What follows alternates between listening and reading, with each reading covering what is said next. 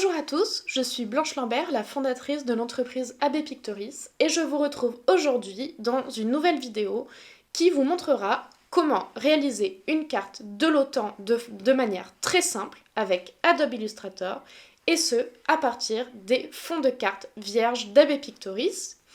Alors, ces fonds de cartes, ils sont disponibles sur le site internet depuis aujourd'hui. Je suis très fière de vous annoncer ce nouveau projet qui a pour vocation de faciliter la réalisation des cartes. Donc, plus d'histoire de masque d'écrêtage, plus d'histoire de groupe à s'en arracher les cheveux. Tout est fait pour que ce soit plus simple pour vous pour réaliser des cartes. Alors, sur le site internet, je vous mettrai évidemment l'adresse dans la description de cette vidéo. Vous avez en fait des fonds de cartes qui sont triés par région du monde, mais vous avez aussi des fonds de cartes du monde et des fonds de cartes de la France. Ces fonds de cartes existent en deux formats, en PDF, de manière à ce qu'ils puissent être imprimés pour réaliser des croquis à la main, mais aussi en SVG, donc en format vectoriel, pour être utilisé avec des logiciels de dessin vectoriel comme Inkscape et Adobe Illustrator.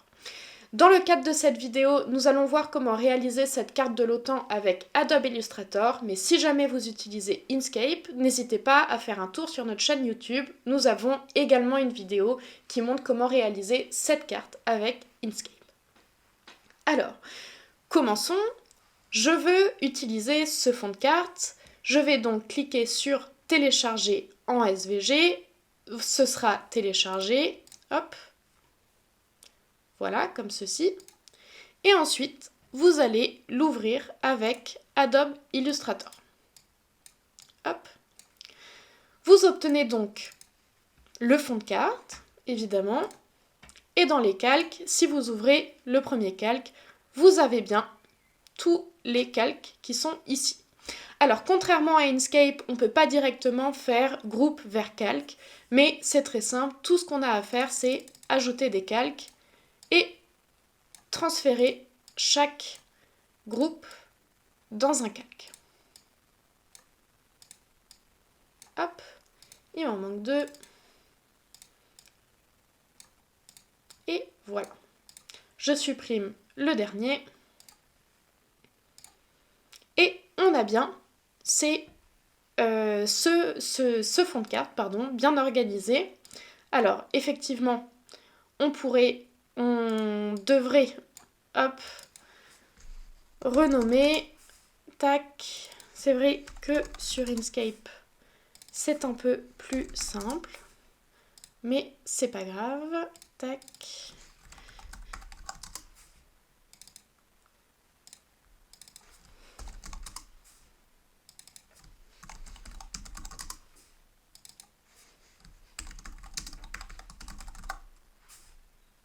Hop, et voilà.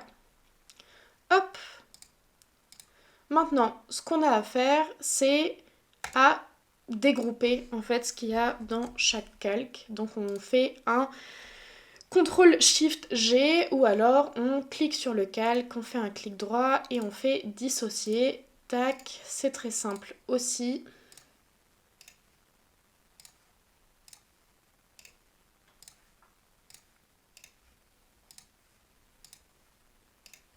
Et voilà. Maintenant, on va colorer tous les pays de l'OTAN d'une seule couleur. Alors, pour être sûr de ne pas attraper des lacs, des rivières, etc., je vais, hop, verrouiller les calques. Et maintenant, je vais sélectionner tous les pays de l'OTAN.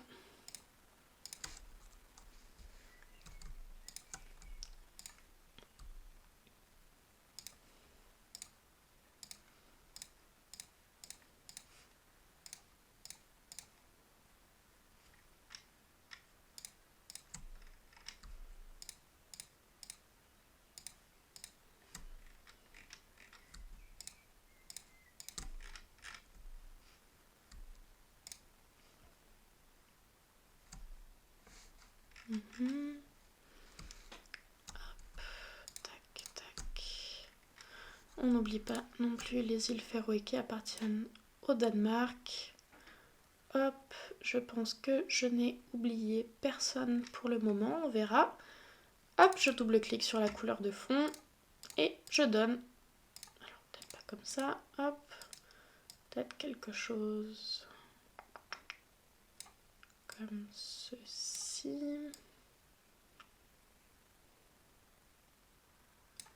Hop, bon. Après, l'esthétique, vous faites ce que vous voulez. Moi, je représente les pays de l'OTAN en bleu, car on a clairement l'habitude de les voir en bleu. J'augmente le contour à 0,35 points et je le mets en blanc pour qu'il ressorte mieux sur fond bleu. Alors, éventuellement, moi je vous ai mis dans les fonds de carte les rivières, les lacs et les capitales au cas où vous en avez besoin pour vos projets cartographiques. Mais là, on n'en a peut-être pas besoin dans le cadre de cette carte. Hop, oh, j'ai oublié la Belgique qui c'était pas... Hop. Mise, hop, je vérifie. Ok. Et maintenant, on va aller sélectionner les pays qui sont candidats à l'OTAN, c'est-à-dire l'Ukraine, la Géorgie et la Bosnie. Alors, moi, ce que j'aime bien faire, c'est, dans un premier temps, utiliser l'outil pipette pour leur donner la même couleur, mais ensuite, pour, en fait, éclaircir la couleur, comme ça, on reste vraiment dans les mêmes tons. C'est beaucoup plus agréable à regarder. Après, ce n'est que mon avis, vous faites encore une fois ce que vous voulez. C'est une question d'esthétique. Hop, tac. Et maintenant qu'on a tout ceci, eh bien, il faut mettre les noms des pays. Alors, comme on est des gens bien organisés, on va ajouter un nouveau calque qu'on va appeler nom de pays. Et on va venir utiliser notre outil texte. Et je vais vous montrer une petite astuce que peut-être vous ne connaissiez pas. Au lieu de mettre une cartouche, en fait un rectangle, et de mettre un texte à l'intérieur, ce qui peut faire perdre du temps puisque tous les noms de pays n'ont pas la même longueur, donc après il faut redimensionner le rectangle, etc., etc. Je vais vous montrer que vous pouvez, hop, juste cliquer, mettre votre nom de pays. Bon, moi je vais le mettre en majuscule, comme ceci. Et ensuite, je vais aller dans le petit panneau aspect. Si vous ne l'avez pas, tout ce que vous avez à faire, c'est à aller tout en haut dans fenêtre et ensuite à cliquer sur aspect et à le glisser, hop, sur la barre de droite. Vous ouvrez et maintenant, tout ce que vous avez à faire, c'est à cliquer sur ajouter un fond, juste ici. Vous allez glisser ce fond en dessous des caractères. Et vous allez aller dans les effets, convertir en rectangle. Vous avez, hop, une petite fenêtre qui arrive. Moi, je mets ces dimensions-là, mais vous faites bien sûr ce que vous voulez. Et bien sûr, ce fond, je vais le mettre en blanc. Hop. Ah. Voilà. C'est le rectangle, pardon, qu'il faut mettre en dessous des caractères. Et maintenant, vous allez voir que si je veux changer, hop, ma police, si je veux changer la taille, eh bien, tout se fait automatiquement. C'est quand même très pratique. Hop, donc là, je vais me mettre comme ça, par exemple. Et peut-être qu'on sait un peu beaucoup. Tac. Et maintenant, il ne nous reste plus qu'à, en fait, copier, coller et taper le nom des pays. Hop, je vous retrouve juste après.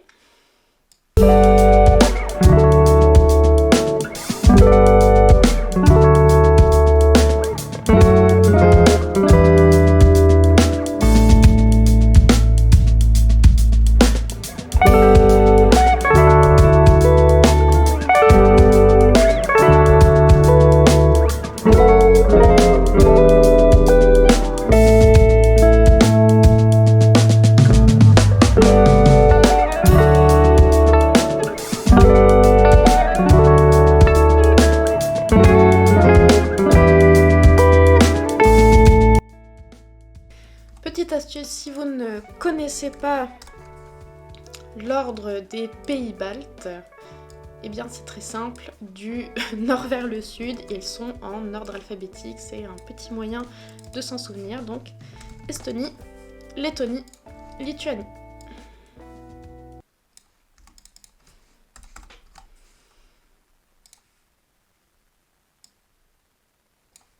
Hop, et bien sûr, on n'oublie pas l'Islande.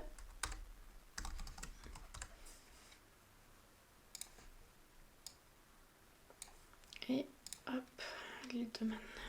Tac, tac. Hop, et c'est pareil pour Hollande. Tac, tac. Ok. On n'a oublié personne, c'est parfait.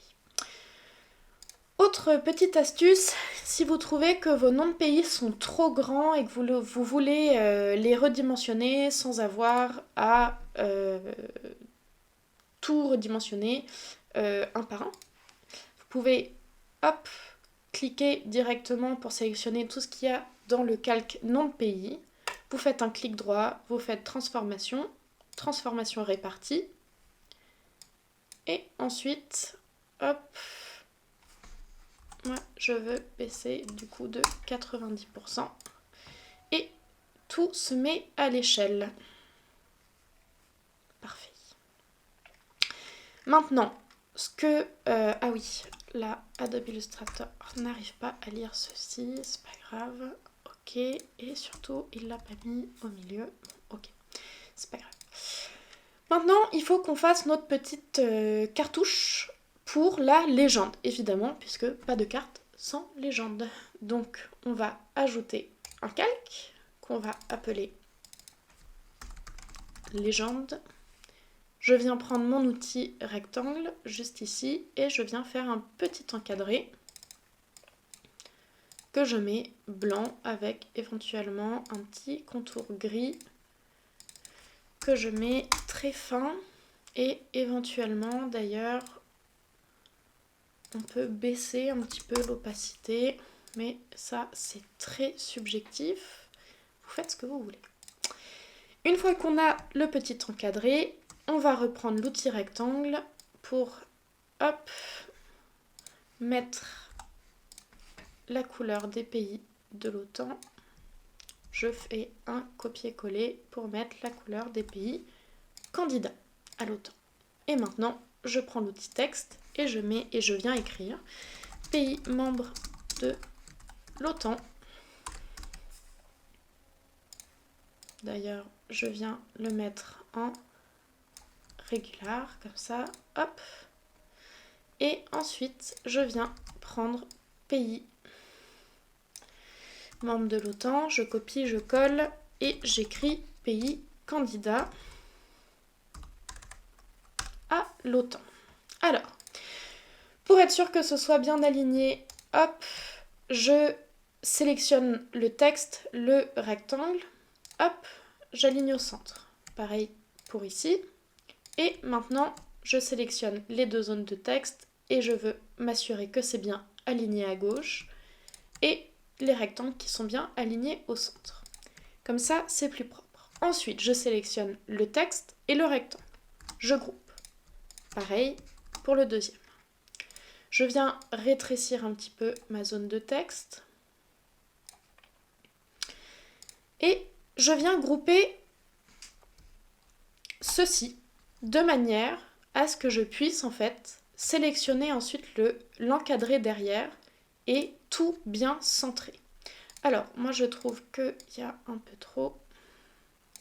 Donc hop, on recommence. Tac, tac. Ok, c'est parfait.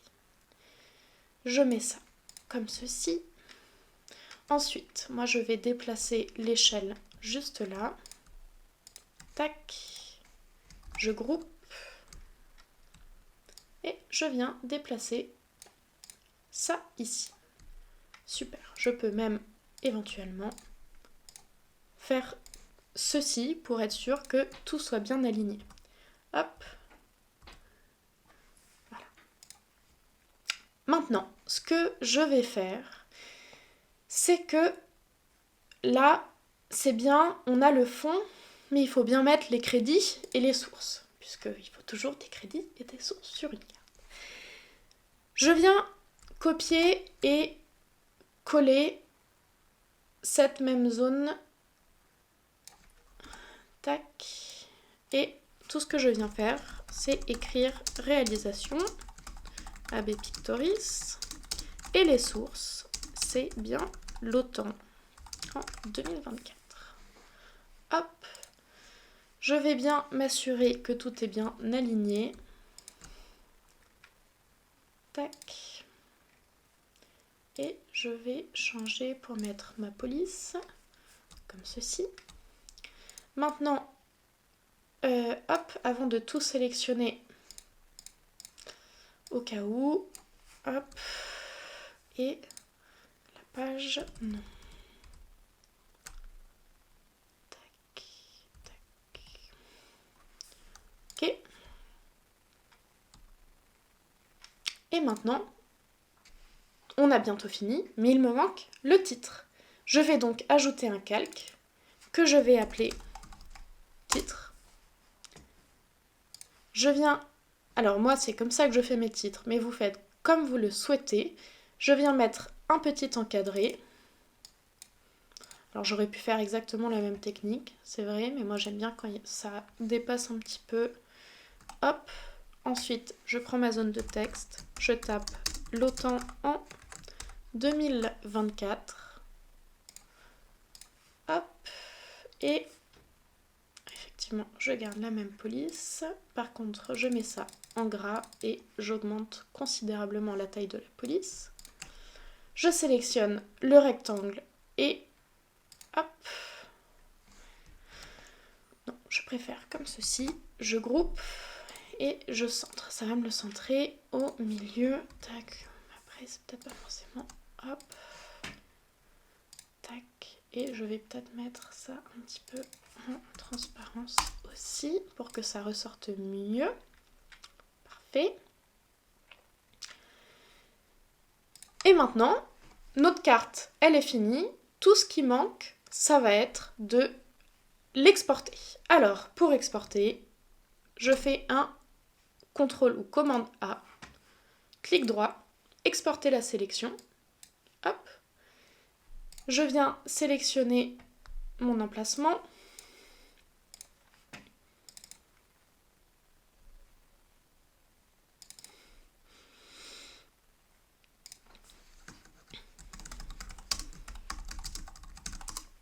Hop.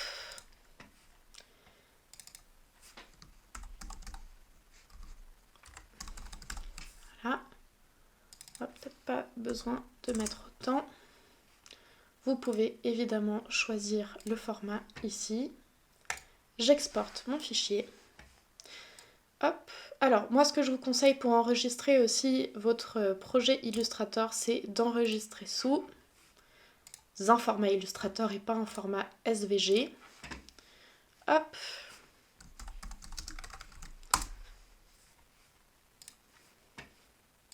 Voilà.